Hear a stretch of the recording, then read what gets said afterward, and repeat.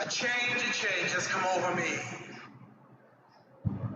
Good evening. Happy Monday to all of you, and welcome to Apopa Speaks with Dr. Sharon Apopa, a show designed to speak to the practical issues of life from a theo-biopsychosocial model of care.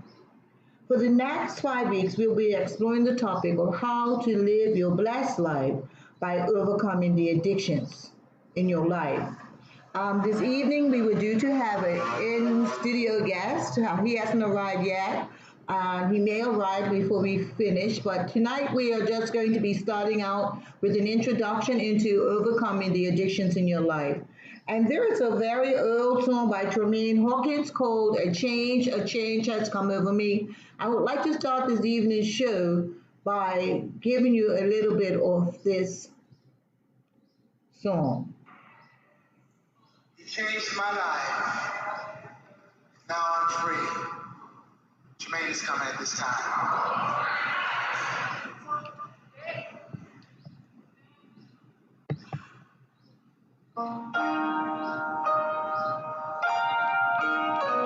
How many of us know today that we need a change in our life? We need some things that have been holding us down for a very long time to let us go. Bad habits and things like that. Let's listen and enjoy this song before we get into this evening's discussion. Change. Oh, change has come over me.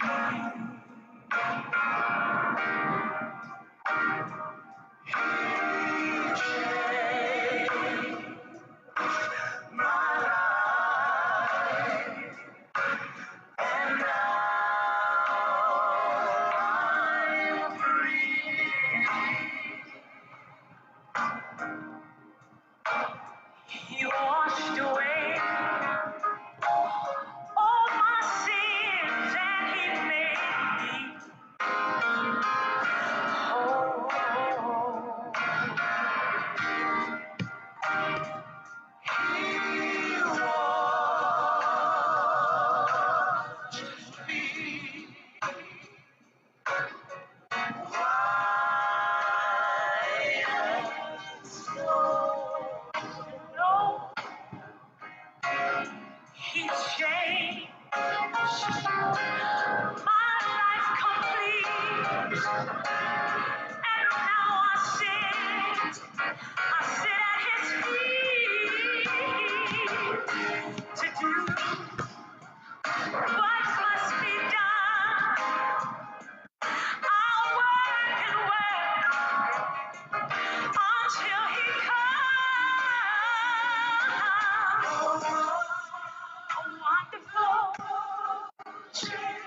A wonderful change has come over me.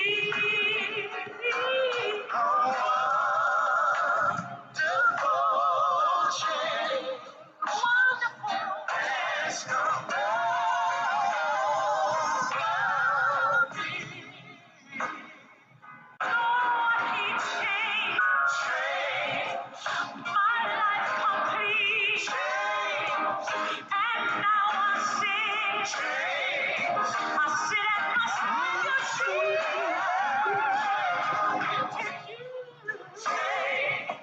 What must be done?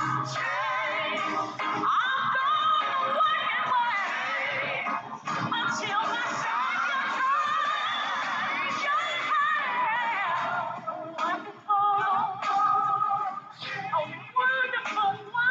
Savior comes.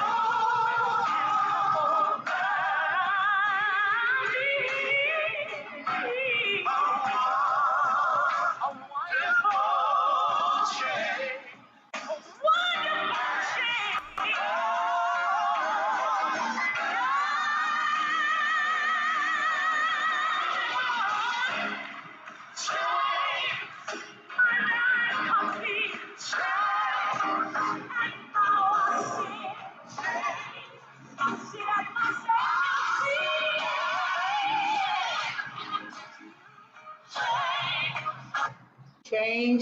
Change. A wonderful change has come over me. How many people can have that testimony today that things, since God came into your life, wonderful things have happened. But many of us still have more wonderful things to go forward. So over the next couple of weeks, we're going to be looking at how we can live our best blessed life by dealing with the addictions in our lives. Now, when we talk about addiction, everybody immediately thinks of substance abuse, but I'm not talking about that addiction today, although that is one of the addictions in life. But I'm talking about some of those other addictions, things that we try to keep secret in our lives. Now, all of us know that we have a past, right? But the good thing about it is we also have a future. And in our past, there are several things that have happened to us. All of us have experienced different types of pain in our past, disappointments, hurts, and things like that, discouragement, failures, and all of us have had unmet needs. And so sometimes we have tried to find ways to numb some of the pain that has come from our past. To the extent to that we have had pain is to the extent at which we have tried multiple things to try to get over that pain. And through trying to numb the pain of the past, some of us have acquired and developed certain types of habits. So tonight, when we talk about addiction, we're not just talking about a response to pain by which we use substances. But when we talk about addiction tonight, we're talking about the myriad of things. So for some of us ladies, yes, of course, you know it, I'm calling your name, but some of us, it's the issue of shopping addictions. When we feel really, really down and we feel discouraged, some of us go out to do what we call retail therapy.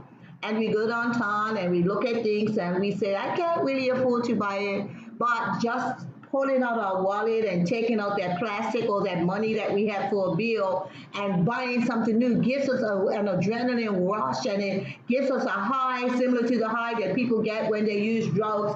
And so some of us have developed a behavior that every time we feel down, we go out and shop. Now, I said go out and shop, but I probably really should rephrase that, because nowadays with the home shopping station and things like that there, you don't even need to leave your house to fulfill your shopping addiction. All you need to do is turn on that shopping network channel, pull out your plastic, and just keep dialing in and dialing in. And with every purchase, you get a sense of a rush. With every purchase, you get a sense of a high. And so some of us have shopping addictions. There are others of us who have food addictions. And that's those of us who, every time we feel down and low, we feel painful, we feel discouraged, we reach for that giant Cadbury's chocolate or that bucket of ice cream. Remember when a few weeks ago I was talking about Monday blues? Well, some people, when they're having Monday blues, they go for that gallon of ice cream or whatever your favorite food of choice is. And we eat and eat at that food. And as we eat at that food, it hits the taste, and the food hits our pleasure center, and those endorphins start flowing off. And so we have learned that when things are not going our way, we can go and eat. So some of us have developed food addictions. And some of us have developed sex addictions. And so for some people, when they are feeling discouraged, they want to go and they find somebody, a significant other, somebody, and they engage in sexual activity. And the sexual activity brings about a bit of pleasure. Maybe that person tells them that they're the best thing since the napkin and nobody's ever loved on them like they have. And that gives them the rush. So every time they're feeling down, they go off and they engage in sexual activity. For some of the rest of us, some people have gambling addictions. So they're the ones that go off and spend all their time in the casinos or at the betting shop or at the lottery store or whatever their gambling choice may be. Some of us go and make sure we go to bingo every week. And again, it's all about getting that rush, getting that relief from those painful feelings and relief from those painful thoughts. And so all of us have, many of us, not all of us, but many of us have some type of addiction. There are people that are addicted to pornography. And there's a lot of information out there that even talks about preachers who are addicted to pornography. So nobody is exempt from struggling with some type of addiction. But what we want to learn over the next 5 weeks is how to bring those addictions into subjection in our lives. How to make sure that those addictions no longer are controlling us, but we are controlling them. The other type of addiction is an addiction to internet. And there are all sorts of games. I could think of Candy Crush, and probably a lot of you out there. I actually ended up taking my Candy Crush off my iPad at one point because I decided to start to look at the amount of hours I was playing Candy Crush. And I started to look at that in conjunction with the amount of hours I was studying the Bible and things like that. And when I found out that I was spending more time on Candy Crush than I was on doing the things of God, I decided I needed to take the Candy Crush right off of my system. So some people are addicted to internet games or playing video games. I know there's a new game out there now called Fortnite that the children are addicted to, and I hear that children stay up to 3 or 4 o'clock in the morning looking at this game, and then when they go to school, they cannot sleep or anything. I mean, they cannot get the work done because they haven't slept or anything like that because they have been addicted to video games. So all of us, many of us have many things that we are addicted to, and we try to keep them hidden. We try to keep them under wraps, but for sometimes they come to the forefront. So, and this is because when we do them once, that's not a big issue, but as we do them repeatedly, we start to develop a habit. And a habit is defined as an automatic manner of responding to a situation or a regular tendency or practice. So when we start numbing our pain and feelings by going to the same type of thing every time, then we can become addicted. And I didn't say, but there is, I was reading some research the other day about addiction to over-the-counter medications and addiction to prescription drugs. And I was really surprised to see, I think they said a large number, like 12,000 or million. Hold on a minute, hold on. Good evening. Hello. There you go. I had just started the show. I said, I don't know who my guest is tonight, but here's my guest. Okay, so good evening, everyone. And guess what? Somebody is knocking at my door, and it's actually my guest for tonight's interview. I wanted to start off tonight with an interview with a gentleman named Mr. Keith Stewart, who has battled with addiction. So hold on a minute, he's coming in the house, and we're going to get him set up, and we're going to do this interview, which I know you are just going to enjoy. You can have a seat right over here. Okay. Tell about your book up.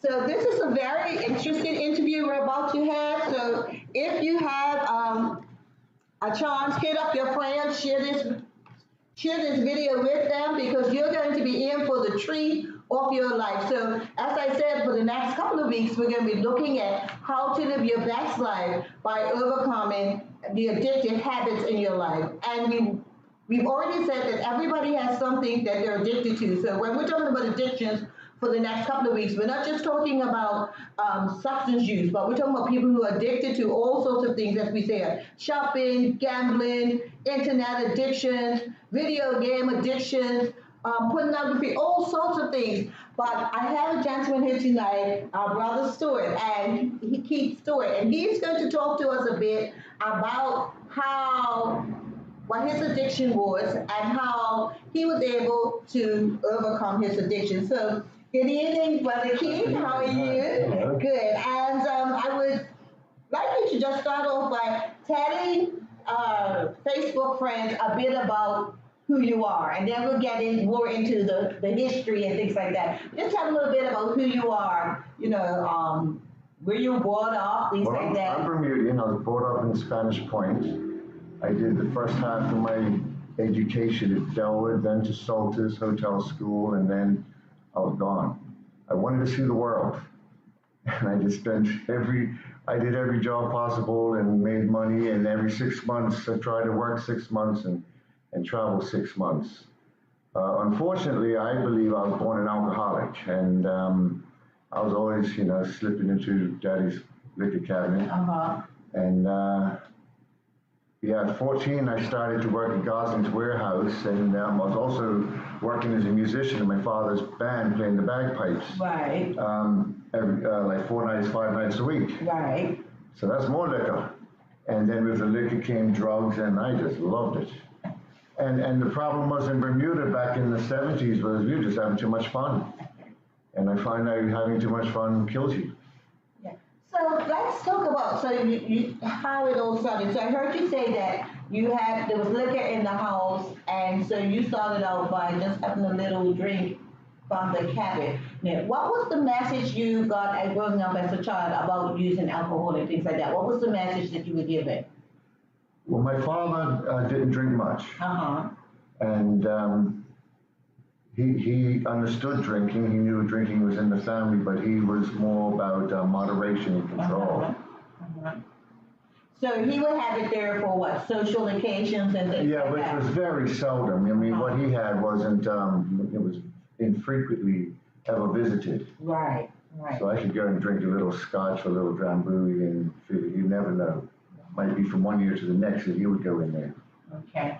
So you were growing up, it sounds like you were in a semi-adult world a lot of your life, playing in your father's band, working at the liquor store and things like that there. So alcohol was always accessible to you. Oh, yes. Oh, yes.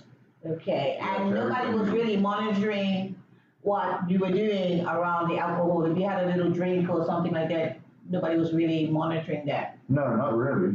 Okay. Okay. So you started with the alcohol, and then you said you were saving your money, and you grew up and you started traveling. What was your first introduction to hardcore, right? What we would call hardcore drugs? Well, I was a The teenager. cocaine and Yeah, I was a teenager, and I got busted for a joint, and Uh-huh. about 18, and I was so angry that I declared war on the police. I figured it was easy for them to catch a guy, some innocent little teenager with a joint, than to catch a real criminal. Right. And I decided I was going to become a real criminal, and I started hanging out with some really notorious characters, and then heroin to me was a way of expressing my anger and my rebellion, and I was hanging out with angry and rebellious people. So that became my drug of choice. Now, I was able to monitor my addiction for a long time. I would just have it like, first we'll start out once a week, Right. and then twice a week, 3 times a week. And when I saw myself caught up like 7 days a week, Right. I was going to take a trip real soon. Mm-hmm. A trip where? Get off the island. Okay. Okay. And then when I was traveling, I would drink a lot, smoke a lot of weed, drop pills and acid, but I'd stay away from heroin. Right. And then as soon as I came home, I see my mates, I'm doing it once a week, twice a week. So I was really never, until the last time, I never was addicted.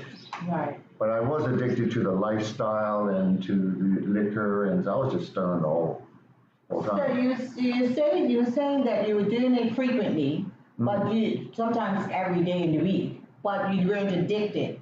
How do you describe addiction? What's your thoughts about? Well, I would see, you're starting to get these, you're starting to do things, because we guys know what, a lot of guys I knew were doing it for years, but we were keeping it a couple times a week. And so you're mentally addicted to that drug and that lifestyle, but when you wake up in the morning, you just can't think of nothing else. Right. You got to get that hit. And so you were not doing any antisocial behaviors to get your drugs? So No, you I didn't. Or robbing no, people, I or did breaking and entering and things like that? No. I felt that my addiction was my own problem, my own fault, and I didn't want to afflict anybody into my misery. However, I worked 2 jobs, 3 jobs, so that would be like a major chunk of one job's pay. And of course, any chance I got, I would sell drugs. Right. Not heroin necessarily, but sell, I could get on touch of, big rate of weed, and I could distribute it into little bits. And that kept me going. So it's there's a theory that says that people say, oh, I can just do weed and that's fine, and then there's other people that believe that weed is a gateway drug to harder stuff. What was your experience with how you progressed from using marijuana and alcohol to the harder drugs?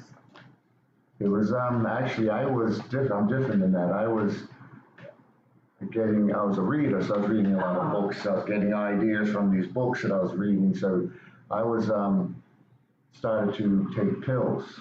Okay, counter drugs or pills or? I would get a hold of no, never heard of ecstasy. No, barbiturates. Not okay. Barbiturates, yeah, the downers, light downers, as opposed to amphetamines. Back then, that was, everybody's doing uppers, downers.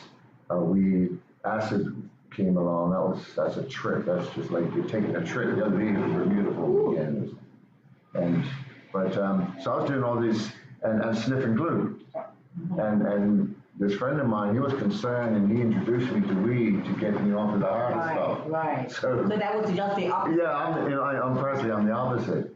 I've known a lot of guys who smoked weed, and some of them still do smoking weed, and they never had any desire to take harder drugs. When I brought my children up, I would tell them, I said, man, the dangers of alcohol, the dangers of coke, the dangers of men. I said, the worst one is cigarettes. That's as stupid as I didn't even start. I was shooting dope before I was smoking cigarettes. Because I just thought that was, you're paying a lot of money and you're not even getting a buzz for it, man. That doesn't make sense. These dudes shooting dope, you get some good feeling out of it. So you got a lot of experience with issues of addiction. So I want to ask you this question. When I was preparing, because I'm going to be doing a whole series on this, and some of the literature was saying that people tend to go towards addictions, whether it's shopping, substance use, whatever, as a means of numbing the pain in their lives. Was there any pain in your life that you were trying to numb? There was anything that was going on in your life at that time that you found you couldn't handle, that you could escape from when you were using the drugs? Yeah, I was going through issues, right? But weren't we all, when looking back at my issues, I'm thinking, man, they weren't even issues at all. It's like I felt a lot of insecurities and feeling sorry for myself, and I wasn't good as everybody else at all these things, right? And so I was like, oh, poor me, I can't do this. I'm no good. No girl ever want me, and get the violin out because, man, the things that I was good at and became good, like music, I should have just said, who cares about it? I can't play football. I'm going to be the best in the band. And for a time I was, so I could have really worked on my music and all these other things. The issues then, a lot of them didn't even matter once you hit 20. That's the craziest thing. I mean, I think that's important, and I don't know how many parents are listening, but I think it's important what you're saying, that we learn to help people to maximize on their strengths and to minimize their weaknesses, because while you were looking at all the things that you couldn't do, and then your self-esteem was being affected, you had tons of things that you could do. Right, yeah. If unfortunately, nobody was able to tell me that. Maybe I was too busy caught up on my own, self-pity. Because there were a couple of men that did mention me. Right. So I was blessed that there was a couple of men, who cared for me. Right. So that was very important. I didn't realize it at the time. But so even though they were there, it was something that you couldn't really receive the level of caring that they were giving you. That's right. Yeah. For some reason, and I look back, so it's helped me now when I get to talk to teenagers. Yes. I'm saying, yeah, I was a teenager. I know, man, it's hard. You're going to serious stress, and it's like, wow, I don't know how it could have been better. But if I only wouldn't have been so down on myself and say, right, I can't do this, I can't do, so what, I ain't handsome, good looking, tall, and it is like, look what I am, be what I am.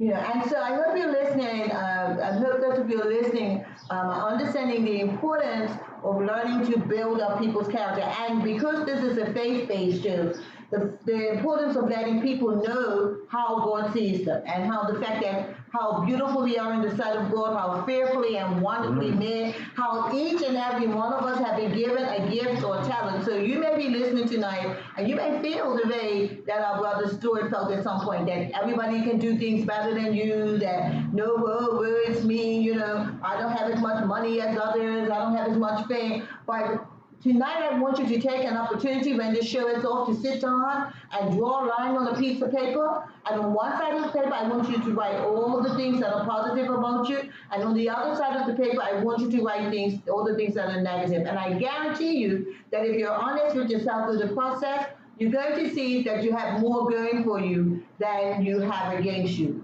Right? Because those types of feelings that cause us pain, that make us feel less than, and those are the things that send us to eat the bucket of ice cream out of the fridge or to go shopping with the money that we don't have and blow our credit cards. Those are the things that happen when we don't feel that we are as good as others. So getting back to our brother here. So you're going along and you're really, really addicted. What was that defining moment? What was that turning point in your life? Because I'm assuming at that time you knew of God, but you was not necessarily in relationship with God. So let's share with them, how did the transition start? What was that defining moment in your life when you started to think, well, maybe I'm going the wrong way, I should change? Yeah, well, I figured that I looked at myself and I'm saying, well, I'm an alcoholic, first and foremost. So that's going to destroy me, not necessarily the drugs. The drug lifestyle definitely could have destroyed me. Right. But it was, I didn't want to live to be old and useless and a bum sleeping on a park bench and my family hating me and dying miserable, which is, I could have been the best at certain things. And I could have really excelled and I could have had a big house, beautiful wife and all that, but my alcoholism would have destroyed it. Right. And I would end up with nothing anyway. So I figured I'm going to just have an exciting life in a short time, explode and die.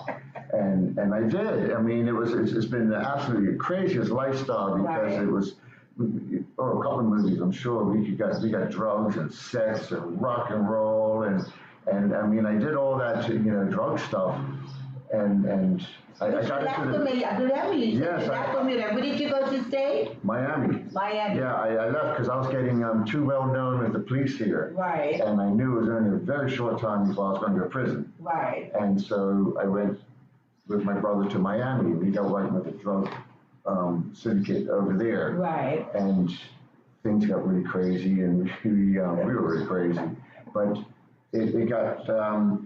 I moved continents. I figured I'd run out of America, DEA, we had contracts on us, and I was gone, and I went to Europe. My brother, he didn't make it.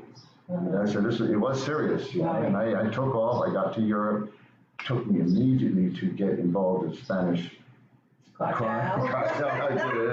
And Gibraltar. Oh my goodness, I was in between Gibraltar and Spain. And I was like right in the middle of it.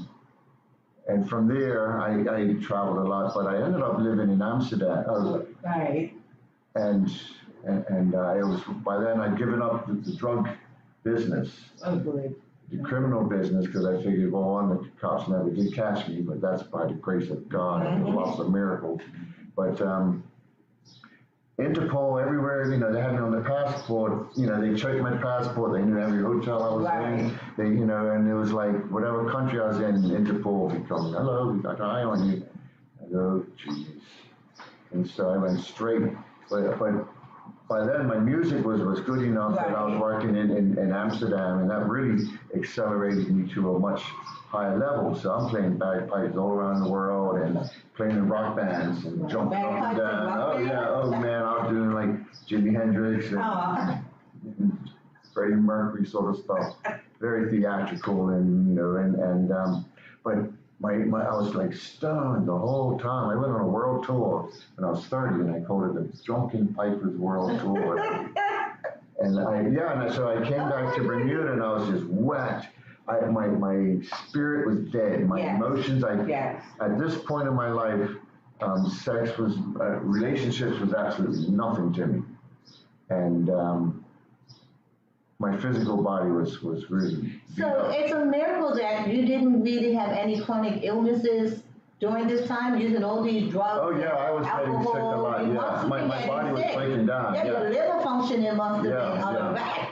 Yeah, I was getting, because this is like some seriously hard partying. Yeah. It was funny, when I was selling the heroin in America, I was dealing it at a big weight. Right. And so I was doing a gram of dope every day. This was pure uncut.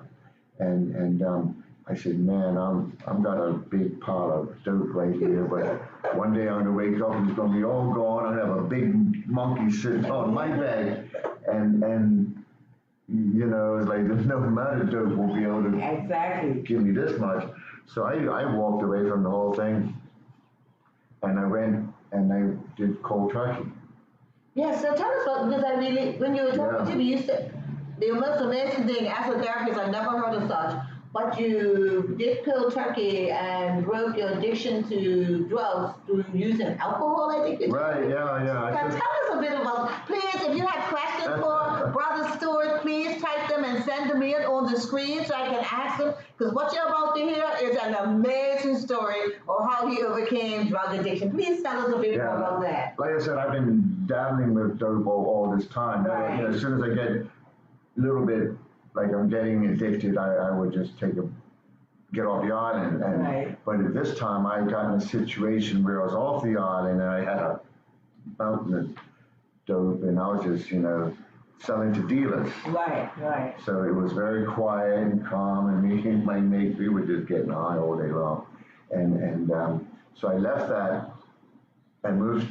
I got myself a small room and a case of rum, I guess, and just locked the doors and got into bed and tried to knock myself out with the rum. But I kicked, man, and this went on for 2 weeks, because it was, you know, because that The angels were hanging around you. Yeah, man, I moved the furniture around the room.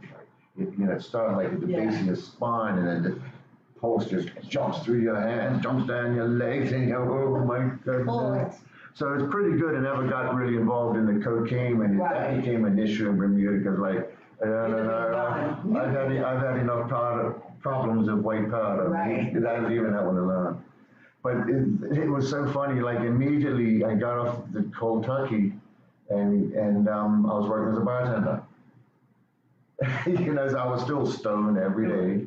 And so that, you know, so just, I didn't really beat the addiction. I just switched the brand. Switched to another drug of choice. Yeah. Which is interesting, because I think sometimes, you know, people, like, they stop smoking, but then they become addicted to food or something. Yeah. So, because what I hear you saying, and what I think I want us to think about today, is the only true way to break all addictions is through our relationship with God. Tell us about how you found Jesus Christ. Okay, so I had an accident on this painting job and banged up, and that developed into shingles. Right. And it was a really wretched pain, very bad, and doctor told me, he says, you're dying. You know, he says, you're a young man, you shouldn't have shingles, but if you're an alcoholic.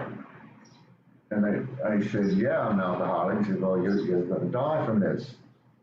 And I'm thinking, like, I said, I've done everything. I sailed across oceans, climbed mountains. I've done jungle exploration, just a machete chopping through and looking for lost cities of pyramids and climbing them. And you're gonna write a book. You know, you're gonna let me write your book or something. I write books. I'm gonna interview you and write your book. This is just incredible. But anyway, keep on. Tell us how you found Jesus. So I figured out, hey, I'm gonna die. I'm 31. I've done it all. I've been in a rock band, did a world tour. People cheering and all, I know that life, and it's okay, let's die. And so I just tucked myself over again, got some rum, my bottle of rum here, and looked at the wall, and this was it. That was the end of my life.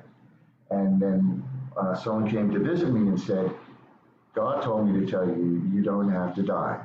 Right. And I'm like, go away. But when he left, I looked up at God, and it was pretty dreadful prayer. I said, God, if you want it, you can have it.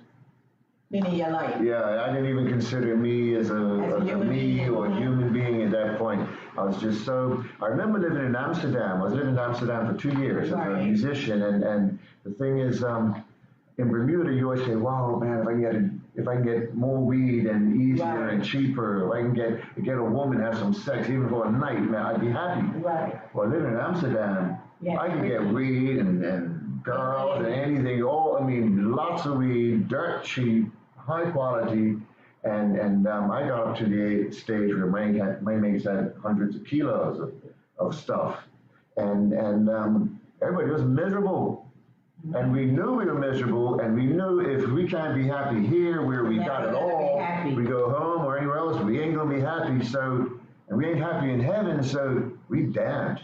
And the name for us was ourselves was Amsterdam. You know, we got it, so everything. So the misery was starting to, I was only happy when I was playing music. After that, I was drunk. I had nothing to live for. And so when I was dying, I just gave it to God. And I'd done sailing, I'd done ocean sailing on yachts. And if you abandon a ship, whoever claims it owns it. Right. And I had a couple of mates say they came across an abandoned ship. They became millionaires. Wow. So the original ship owners bought the ship back from them. But I abandoned my ship. I belonged to Jesus. Right. And he lovingly took care of me to bring me back to health and sanity and vitality. And now, wow, my life is amazing. So it was only when you built your relationship with Jesus Christ that you truly broke the addictions. Yes. Right. Yeah. So let's tell people what you're doing now. What are you doing now? Because it's such an amazing story. Well, it was like back in my wild day, the most wickedest place that I had been to was this city in Thailand, a town in Thailand called Pattaya. It's a seaside little place, and it was just only one business. It was prostitution. And the men there were pretty much, a lot of them were men that would work on oil tankers or oil fields for like 3 months, and they get 1 month holiday. Right. So they don't want to go to Disney World. They want to come to this place where they got girls and liquor and leave me alone. And so it was pretty wild. And I remember going there on my tour when I studied and playing there. That was some really good music. Those bar settings, those prostitute bars actually make a good playing of music. Because you got to really work hard to get their attention. Because they got other things coming towards, and I walk out on stage with a skirt on, and I get drunk and everything else. I got to really play some wild rock and roll music to get their attention. So you go back, you went to Thailand, and yeah. So this was like Devil's Disney World. So now that I'm saved and the Lord has saved this wretch, and I'm thinking I just had a heart to go back to this most wicked place, Devil's Disney World, and steal it from him and give it to the Lord, because he's stealing Bermuda from Jesus, and Bermuda is the incredibly most blessed place in the world, even now of our economic downturn. I've been traveling, I'm seeing the world. We are the closest place to heaven. Wow. We are, man. Whatever problems we have, and we do have, please don't go anywhere else and look for sympathy, because they will mock you. We are so blessed. Where did I get that? I got all trained on something. So you went back and decided to steal from the devil. Yeah, so I went back and so right now what I've done, I have a big house. It was a big house, and immediately 10 years ago it filled up with like 15 street boys. Right. We mentored them, we gave them music, let them all learn how to play musical instruments, and made them go to high school, school, because nobody in my neighborhood does that. And they came out really good. And we put on a camp in our house, 15, and it ended up, those kids were doing camps in a couple of years. Even as teenagers, they were doing camps of 300-400 teenagers. Wow. and walking around with the megaphone and the clipboard, and and it's like they're really, and they got married, they got children. So now I've got a church. We grew into a church, this big family church, and so we got these kids and their kids, and so we're building a preschool now. That's the big thing. But we've been, I've seen a lot of changes in this place since we've been involved in works with AIDS people and because I would assume it's got to be AIDS and stuff like that. Oh sure, yeah. I personally like going working there, and there's a lot of guys here with girls, and I don't have it. I ain't judging that at all. But as a Christian, I feel I'm putting my Christianity to work by being part of there's going to be problems. There's going to be children that are broken, or men that are broken, girls that are broken. Everybody's getting broken. So I'm there just to, in the name of Jesus, pick up pieces. Our house is a big hospital. It's a hospice. It's a hotel for free. And these people show up and they stay for a day or a week or something. They usually Christian pastors will stay for a week from different other churches. So have you seen the Christianity really bloom in that area in the years that you've been there?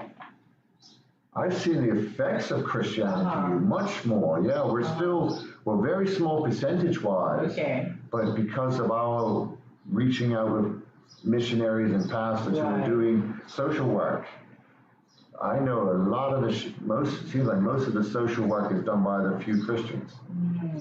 The Christians there are very active in, very few warmers over there, And we even work together, like I hear these guys need help for something, and then our group will go over, and when we're doing something, everybody sends the group to come help us.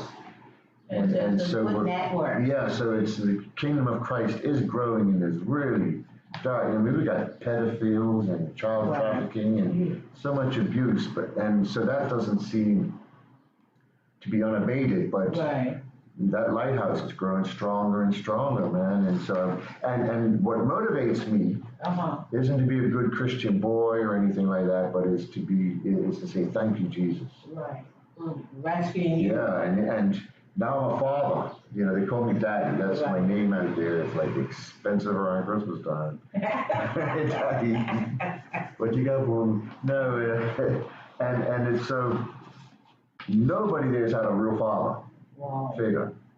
And I know a lot of us here haven't, but there it ain't like nobody. It's just who is Daddy. And of course then you got the stepfather probably raped the girl and threw the boys and it's but they all still have this innate desire to have a father. And what it is, we all have a father. He's in heaven. He is the almighty God that created the universes and the earth. And he created me special and you special. You're unique, special. No one like you. You got something to do. No one can do it but you. And you can do it great. And who knows what it is. For me, who would ever think I'm doing this? But as a father, I told these kids, I'm saying, I know what your dad did to you. Your earthly father did to you, but your real Father in heaven will never leave you or forsake you. He loves you and cares and will provide for you. And I'm his physical representative. That means I have to love you and take care of you and provide for you and get you going to and this is what I'm doing now. And I never saw that coming. Amazing. I'm someone who doesn't have any biological children. Oh, no? No, never did. Never wanted any. I always, as a traveler, I would see the children on the street, and I would say, I would adopt one of them before wanting to bring in another need into the world. So, as you're listening out there, I guess by now you've figured it out that there is nothing that God can't do. And, if you're battling with whatever your addiction may be, I guarantee you tonight that the same God that has intervened in the life of our brother Keith and actually transformed his life, that same God is waiting tonight. It's not by happenstance that you guys are listening in tonight. So we want to encourage you. We've got It's 6:53, so we have 7 more minutes. So if you have any questions, please shoot me an email so that we can answer them. But we want to encourage you tonight and let you know that there is nothing that God cannot do for you if you only surrender. I think you heard Brother Keith say that. He said, look, God, if you want it, you can have it. And I think that's kind of what all of us Can I need say to do. something Yes, about that? absolutely. I recently heard the most dangerous prayer you can pray is the two words, use me. And there was a time in 2009, 2010, the December, right around Christmas time into 2010. I become very sick. We're building this house and all, I've run out of money. We're halfway complete. No windows, no doors, Right. no plaster, just bags of cement, no ceilings, no tile on the floor. And it's stress, no bills, and we're all Right. breathing in the cement, got skin rashes, and I just succumbed, and it went down. I got really sick, and we found out there's a Mother Teresa type of doctor out there, and he came along and sorted me out for free. But I looked at his records. I was like on my way out until he came along, and the Lord brought him into me, and he got me back. But it was like January the 1st. I'm laying in bed, and I can't get out of bed, and I got no money, and I'm laying in bed, and I'm saying, Lord, look at me. I can't do nothing. Absolutely nothing again. Use me. Right. This is a January the 1st. Use me, Lord. Wow, that was the year we opened up our church. Wow. 9 months later, the pregnancy, whatever, we gave birth. It's like, wow, that is like, and the church was immediately, like no other church I've ever heard of, it was comprised 75% teenage boys. Wow. It was like, wow, and they were dynamic. It was like, some people wanted church, they got to go out and build it and look for it. We had it right there. Because the church is actually the gathering together of the people. It's a family. It's not the edifice. No. It's not the actual bricks and mortar like meeting, but it's that whole getting together. It's that community of oneness that we can all be a part of. Yeah. So I hope that while you've been listening, you really have been encouraged. Your faith is rising. If you've been wondering what you can do and what your purpose is in God, tonight I challenge you to say that little prayer, use me. And I guarantee you that God will open up doors and he will start to use you like you never thought you could be used. But it's just two words, Brother Keith said, but two sincere words, which is use me. So we're now down to 4 minutes before closing time. And Brother Keith, what would you like to say to those that are listening here to encourage others who are just thinking about starting their journey of healing from addictions to a drug-free life? Yeah, at times you can't see beyond tomorrow. It's just like one day, like 3 days clean. It just seems such a long road. But if you just one day at a time. Every day, just like saying, Lord, I can't do this day by myself. I need you. And then one day, and then one day. Just that one day at a time. And next thing you know, you look back and you say, wow, you did all that through me?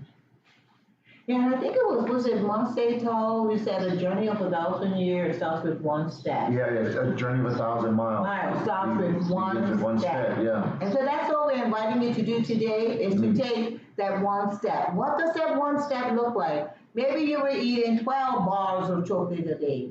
Eat 11. Just take that one step. Maybe you were smoking 12 cigarettes a day. Smoke 11. We're not looking for massive change. We're looking for incremental change, sustainable change. And let the Spirit of the Lord do the rest for you. So today, we hope that you've been encouraged. We want to let you know that coming up the rest of the 5 weeks, we're going to look at addiction and the cycle of pain. We're going to look at the 3 phases of becoming. What's the process from becoming addicted to non-addicted? Well, there are 3 phases of becoming. We'll be looking at those. We'll be looking at going from egocentric to theocentric. how a lot of times when we're addicted, we're looking at me, impacting me, how things are, but we want to change and look at, become more God-centered. So how do we make that shift? We'll be looking at that on June the 24th. And then on July the 1st, we were looking at personal inventory toward becoming the new you. What are the things that you need to do and take introspect to become the new you? Well, you have been listening to Apopa Speaks with Dr. Sharon Apopa, having a theobiopsychosocial model of care to look at how we deal with life's challenges. Again, we have had Brother Keith Stewart. He is a missionary to Thailand. He's here for a few weeks recuperating. And when do you go back to Thailand? 11th of June. He goes back on the 11th of June. If you would like to make a donation to the wonderful work that he's doing in Thailand, you can hit me up with an email, or you can call Evening Light Pentecostal Church at 296-5004 and say you would like to make a donation. I guarantee you that anything that you donate will be used for the work of the Lord. So thank you one more time for listening in to Apopa Speaks. You can give me a call at 704-9476 if you have any questions or if you would like to make a donation to our Brother Keith's mission work. Have a great and wonderful, happy Monday evening. Talk to you again. Bye. Bye-bye.